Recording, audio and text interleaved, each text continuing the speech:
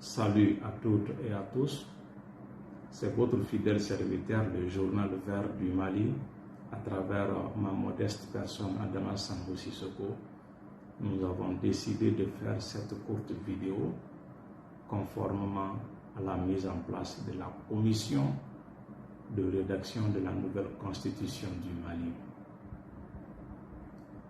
Étant donné que, sinon, est-ce qu'il y a lieu de rappeler que sans environnement sain, il n'y a point de développement durable. La plupart de ceux et ou de celles qui soutiennent cette révision constitutionnelle, sinon la rédaction de la nouvelle constitution du Mali, soit ils s'appuient sur la charte de Kouroukanfouka pour mieux argumenter ce qu'ils soutiennent, soit ils lancent un appel à ceux qui ont eu la charge de s'occuper de la rédaction de cette nouvelle constitution. Parlant de la charte de Kouroukanfouka, ceux qui ont eu la chance de lire ces documents aussi bien que moi savent très bien que la charte de Kouroukanfouka consacre toute une partie à la préservation de la nature. C'est-à-dire la troisième partie de la charte est consacrée uniquement à la préservation de la nature, sinon de l'environnement, autrement dit. L'environnement, c'est quoi d'ailleurs? De façon pragmatique, c'est l'eau que nous consommons à longueur de journée. C'est l'eau avec laquelle on se lave à longueur de journée. C'est l'eau avec laquelle on lave nos ustensiles de cuisine. Donc, partant de là, il s'agit à la fois des eaux souterraines, des eaux de surface, les mers, les océans. Toute cette végétation que vous voyez autour de vous, que vous soyez en ville ou en milieu rural, en fait partie. Les animaux domestiques et sauvages en font partie. Les poissons, les caïmans, les hippopotames en font partie.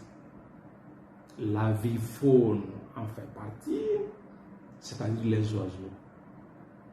L'air que nous respirons en fait partie. Bref, la terre sur laquelle nous bâtissons nos bâtiments, nos maisons, nos écoles, nos églises, nos mosquées, ainsi de suite, en fait partie.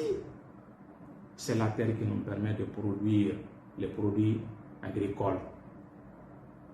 Donc, la liste est assez longue. À la date d'aujourd'hui, je me pose la question de savoir s'il y a au moins un seul spécialiste en environnement qui a été choisi parmi ceux et celles qui ont la charge de rédiger la nouvelle constitution du Mali.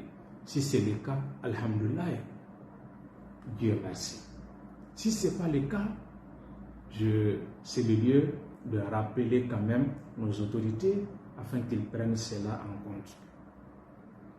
Car de plus en plus, on entend certains dire que non, l'environnement, tout le monde peut en parler, je m'inscris en faux.